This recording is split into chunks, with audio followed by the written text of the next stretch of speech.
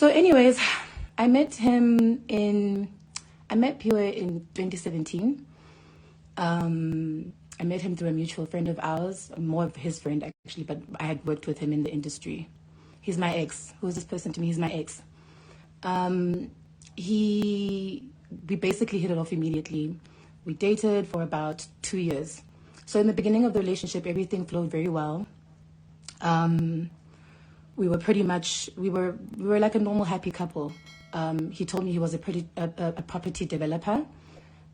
He told me that he owned a couple of hotels and properties around Johannesburg and Cape Town and Eastern Cape.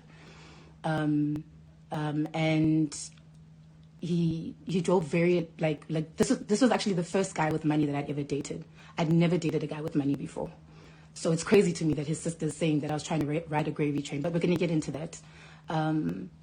And yeah, it was a happy relationship. He drove very nice cars, but he never actually had a place of his own.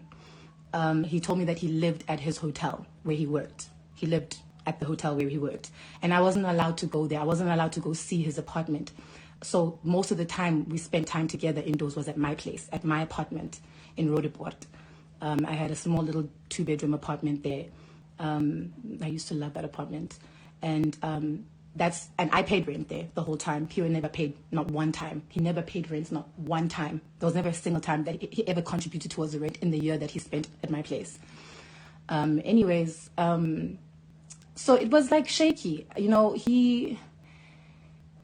He claimed to be one thing, but in the beginning of the relationship, there's certain things that I could pick up. Like he would say, he would say certain things and then forget that he said them. When somebody tells you that he's doing this or he's this type of person, and then next thing, kufanana. The main issue in our relationship was the fact that I wasn't allowed to see where he lived. And he didn't want to introduce me to this business partner that he claimed to have at the time, who he was spending a curious amount of time with, which was this elderly Chinese lady. At the time, he told me that she was 66, and I was very uncomfortable with their relationship. There was even this one time where I found messages between them that were just baby, and he told me that baby means friend in Mandarin. And I was like, baby means friend in Mandarin. I Googled it and I was like, baby doesn't mean, it's like, no, it's like a Mandarin slang. And I was like, okay. I was extremely uncomfortable with it. So I gave him an ultimatum that, he would have to do something about that situation, that living arrangement there, because I'm uncomfortable with him going back to this place where he shares with his business partner that he calls baby, and he's spending awkward times with and traveling with and all of these weird things. And that was pretty much the main issue in the relationship. And him constantly at my place and me not knowing where his toothbrush is or where his clothes are or where, you know what I mean? Like, I don't know where my man sleeps when he's not sleeping at my place where I live. So that was just an issue for me. That caused a great deal of the issue. That was one of the first shady things that I picked up about him.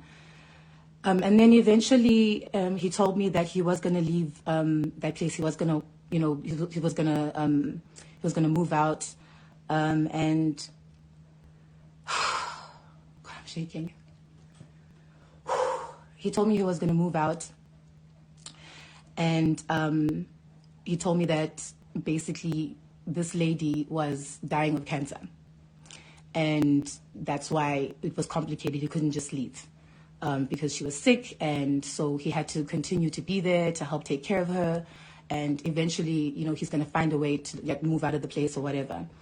Naturally, that never happened. But there was a point where he had promised me, I obviously didn't know at the time that it was one of his many lies, but he had promised me that we were going to get married the next year, we're going to have children.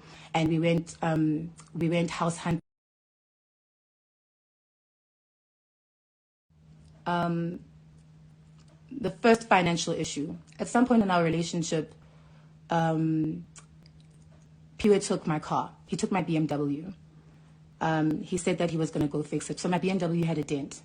It had a dent on the side, on the left side, and then also the mirror was like clicky. And so he took my car, he took my BMW, so naturally I let him take it. thank you. My man's going to do something nice for me, you know. I have not seen my BMW since. That was in 2017. I have not seen my BMW since. Shortly after that, Phiwe and I, not shortly after, a couple of months later, I'm going to try and summarize this the best way I can. That's the first issue. I'm still going to get into the BMW issue again.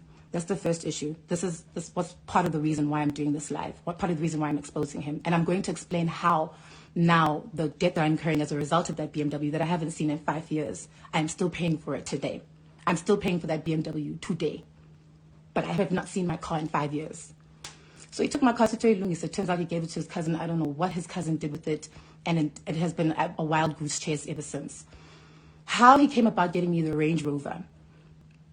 It was New Year's Eve. We went to a party that one of his friends was hosting in Centurion. And on our way back, we got into a fight. And I can't even remember what the fight was about. But things were already tense. Anyway, we got home, we were drunk, we slept on it, woke up in the morning. And mind you, this guy had laced me with alcohol. We had literally he had bought me booze after booze after booze at this party. So when we got home, I was drunk. So he wakes up. So what he was used to is that every morning I would wake up and make him breakfast. Every single morning I would wake up, make him breakfast, iron his clothes, put them on the bed, shine his shoes. I was literally this dude's cheerleader, maid, best friend, you name it, I was everything. I was fully committed to this man. So that was what he was used to. Every morning I'd wake up, make him something to eat, breakfast in bed, some coffee, some cereal, whatever.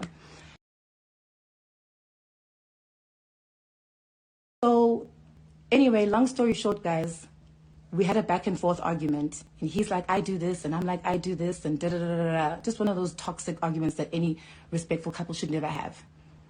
And eventually, he made the threat. He said something I want to make sure that I quote him word for word. He said something along the lines of, you're actually pissing me off now. And I said to him, if you lay a hand on me, and next thing I remember, I blacked out because he had pounced on me from across the room. Next thing I was standing, next thing I was on the floor. Next thing I'm blacking out again. And I'm seeing him like, what are you doing? Blacking out again. Like the gentleman black out, he's hitting me in the face. Like I'm seeing stars. At some point I remember he had his knees on my shoulders and he had his hands around my neck. And I said to him, you're killing me, you're gonna kill me. And he said, and he carried on beating me. We started this argument on one side of the room. By the time he stopped beating me, I was on the floor in the bathroom and he was standing above me. And he said again, what did I do to deserve this? Why are you making me become this person? And I remember I was just crying, telling him, please just stop. Please stop. And so this is how the Range Rover came about. After he had beaten me up for the first time, he felt guilty. That was in January. The Range Rover was not a Valentine's Day gift. The Range Rover was bought in January. In fact, for the first few days after he had beaten me up, I have the pictures. I'm going to post them after this on my stories of my eye and my face that day. After this happened, my mom came and she counseled us. I didn't call the cops because at the time I was in love and I believed him when he said he was sorry. I mean, he was immediately remorseful. And so when he bought the Range Rover, my BMW still had not returned, by the way. It had been a couple of months since he'd taken my BMW to Lungis. It still had not come back. So he got me this Range Rover. So how it happened is we went to go look. He told me that he's going to go test drive this new car. He knew that a Range Rover was like one of my favorite cars ever. And in fact, a couple of days before, he had said something along the lines of, I want to get you a car. And I was like, no, don't get me a car. Let's work on our plans for next year. We want to get married next year. We want to have children. So instead, let's move out of my little apartment and get a place together. And then, once we've settled those expenses, we'll think about getting things like nice cars and whatever. He was like, no, I'll do that and get you a car. He insisted. So when he was like, let's go look at these cars, let me go look at this car on a test drive, I was like, okay, cool. I kind of had like, a hunch that he was probably going to get me this car, but I didn't think he would do it that soon. So we test drove the car. I told him I liked it. It was really nice. Next thing, he's like, it's yours. And I was like, oh my God. I'm sure you guys saw all those pictures when I was like, oh my God, wow. I was really, really happy. I was truly grateful. It was actually one of the happiest moments of my life because that was my dream car. And I was grateful. I was very, very grateful. And then, so he told me that I needed to do the paperwork myself because he was putting it in my name. So the arrangement was he was going to pay for the Range Rover for 3 months.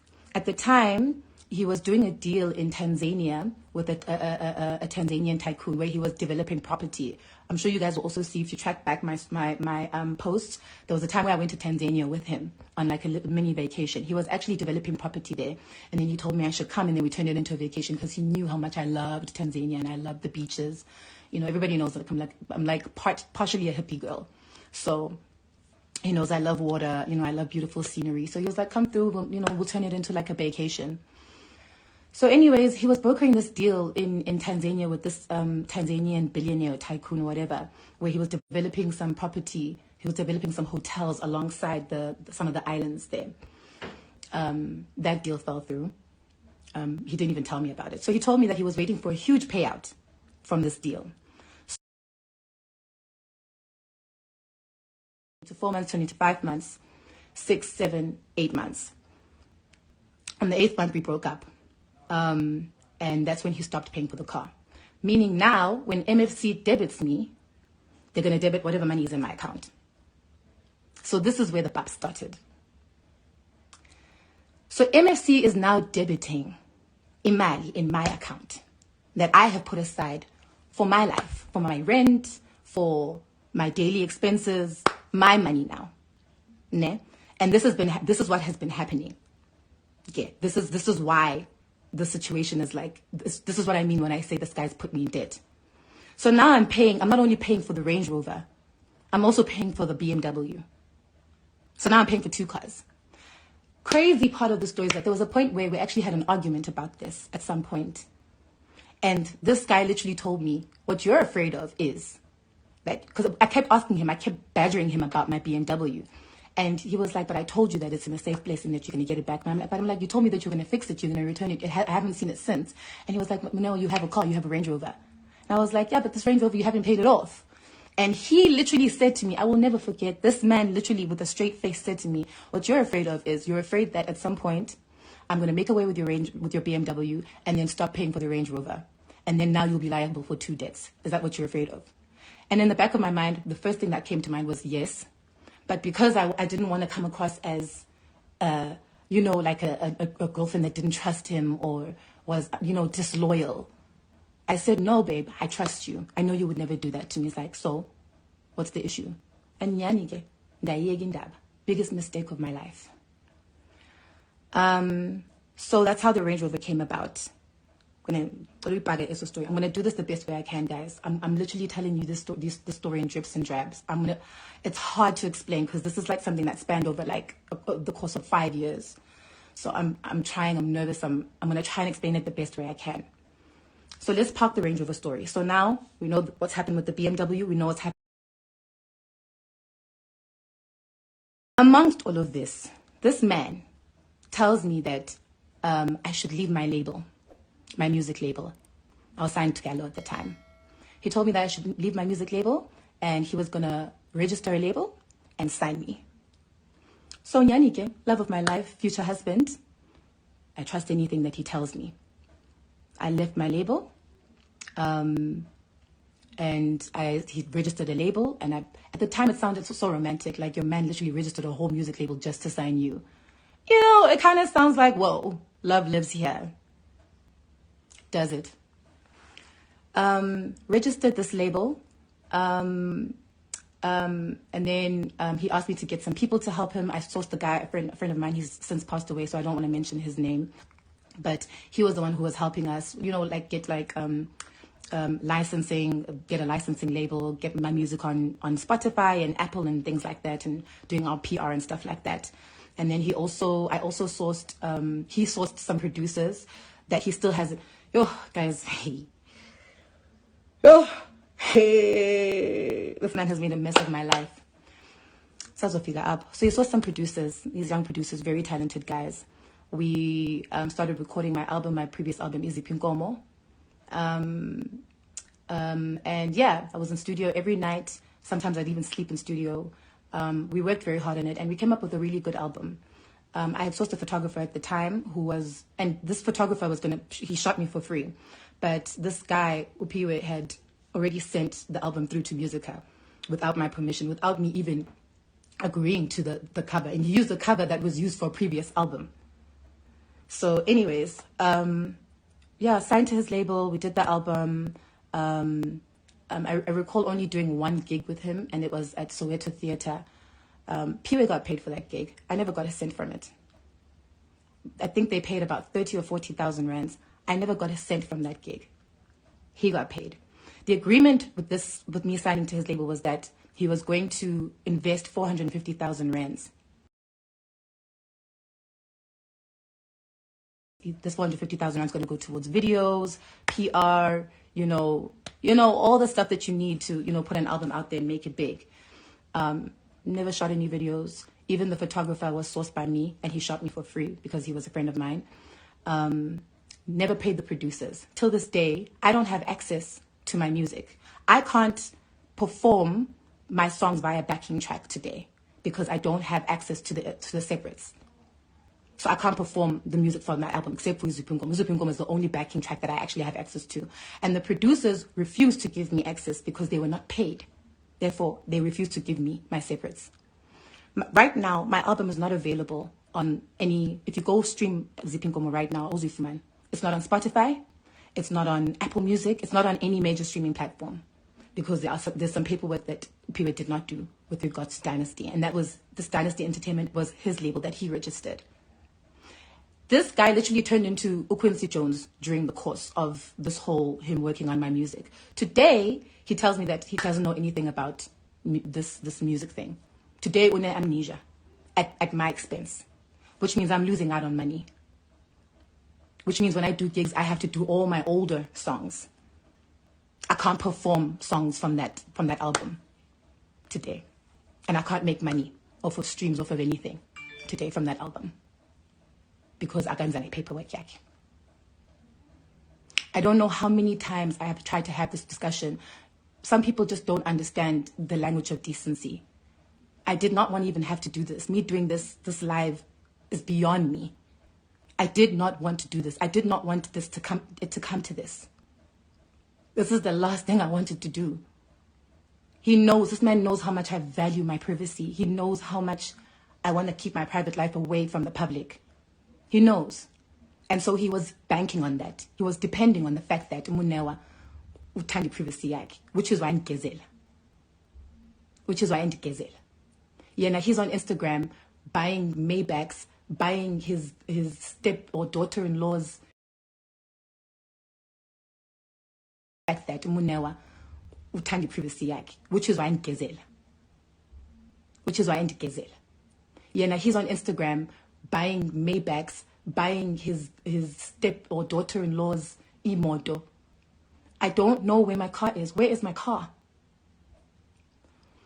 The last chance I gave Phiwe, he had begged me, I'm going to find this voice note and I'm going to post it after this. If I can't find it right now, I'm going to post in my story so that you see I'm not lying.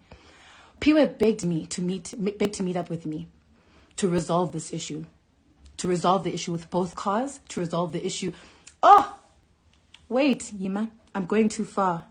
I'm missing one more story. Hey, how could I miss this one? So, sorry, I need to track back. When Phiwe stopped paying for the range, the money was being debited from my account.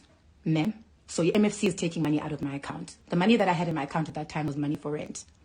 So njengoba yena ngabhatali i-range, bakhuphe imali ye-rent i-MFC. So eventually I got evicted from my place.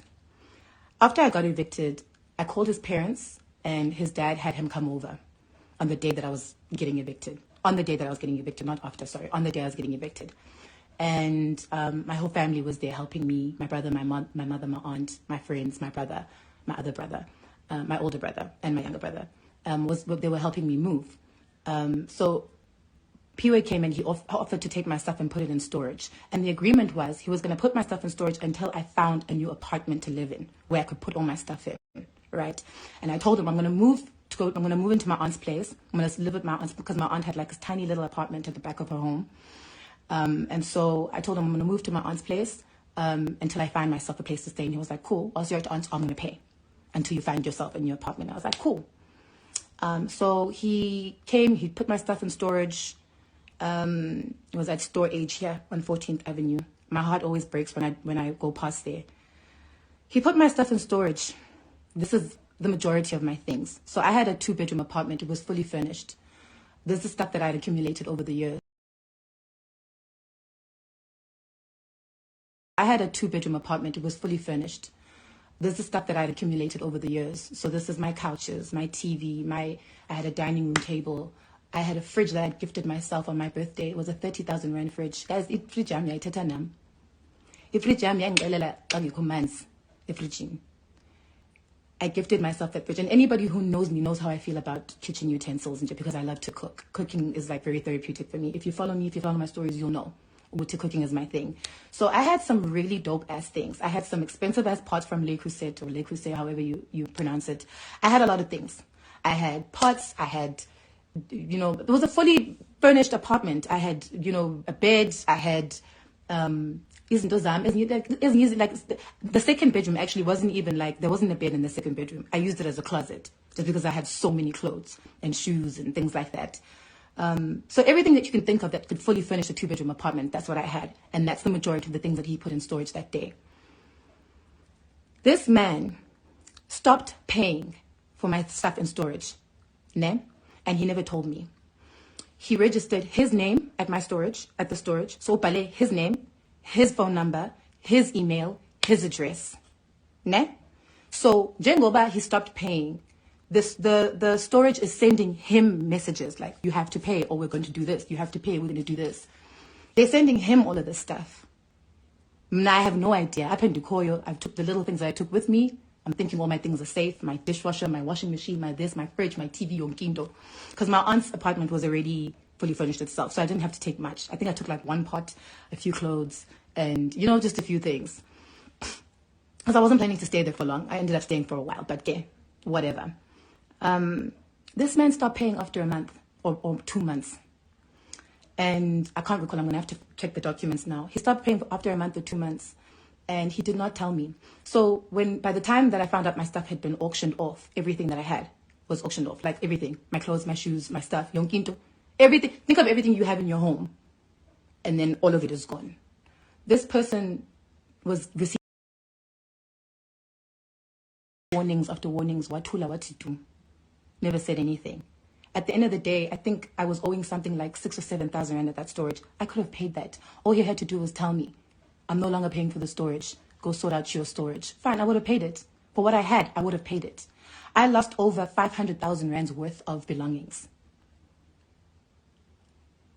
I lost things that I will never get back. Things that I could never buy. I had this beautiful black book that I've been like collecting memories in it and pictures. I had a picture of my great-grandmother, my grandmother's grandmother, my great-grandmother, black and white picture from like the 1910s. Just some things that are just so priceless that I will never get back. And yeah, I lost everything. I pretty much lost everything that day. I called Phiwe and I told him what had happened, and he was like, no, don't worry, I'll sort it out. Tried to call him again, blocked or phone off or whatever the case was. But I couldn't get a hold of him after that. One of his many disappearing stunts. He does that. When he starts to feel invincible or whatever, he does this thing of just ignoring texts and calls. And for him, I can see why his sister's was whiling today. Because I know that he tells them a different story to the things that he does to me. He doesn't tell them the truth. So he'll be like, oh, Moneoa's, like the other day, I'm extorting him for asking for him to pay for the things that are being debited out of my account today as a result of the debt that he put me in. I never wanted that Range Rover. What I wanted was a future for us to build together. I never wanted that car. He insisted on it because he knew. Can I tell you guys, I didn't even want to post that Range Rover. I didn't even want to post it. The only reason why I posted in February is because nguye owathi kumand post it. It was going to help me with my career. It's like, I'm helping you with your album. Yeah, this is going to it's going to spruce up your album. It's going to add hype. So post. And yeah, it did. It did help. I thought it was a very smart move. It made sense. It was logical. But I didn't want to post because he knows my privacy is everything to me. I didn't want to post.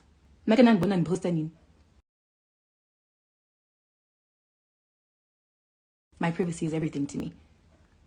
I didn't want to post. I'm not flashy about my life. And I don't have much. And I'm not ashamed of that. I saw his sister today posting that, she lives in Waterfall and my apartment was run down. I have no shame in my rundown apartment. It's my apartment. I earned it. It's run down, but it's mine. I worked for it. I have no shame in that. I have no shame in the little things that I have, in the cheap things that I have. I have no shame. I walk at H&M, Mr. Price, with my head held high, babes. I wear my cheap clothes and my cheap ndondons with pride because I have no shame in my life. Yeah, I'm not used to Louis Vuitton bags and this and this and that. I'm not ashamed of that. Those are not the things that matter to me. This is specifically why your brother fell in love with me. This is specifically the things that he used to say he loved about me. So for him to do this to me, of all people, is beyond shocking for me.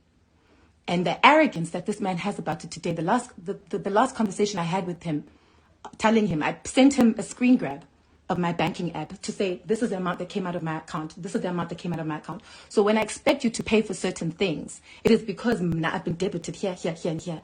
25,000 rands, 15,000 rands. NFC is still debiting me today. My BMW is still debiting me today. I've given back my Range Rover, by the way, and Sunday, I don't have a car, guys. I have a car, but I don't have a car today. This nigga's driving around in Maybachs, and he has my car. And I sound crazy. I'm crazy, Mna. I'm the crazy one for wanting to speak out, for wanting to stand up for myself. This man physically abused me for the entire duration of our relationship. And I think that was the trigger for me today. I actually thought twice about this live. I actually wasn't going to do it. I said I was going to do it, and then I was like, actually not. But when I saw his sister Wylan, the disrespect, it's kind of like it adds insult. What is it? It adds fuel to the fire. It adds, I'm so tense. It adds don't to insult to injury. Because I was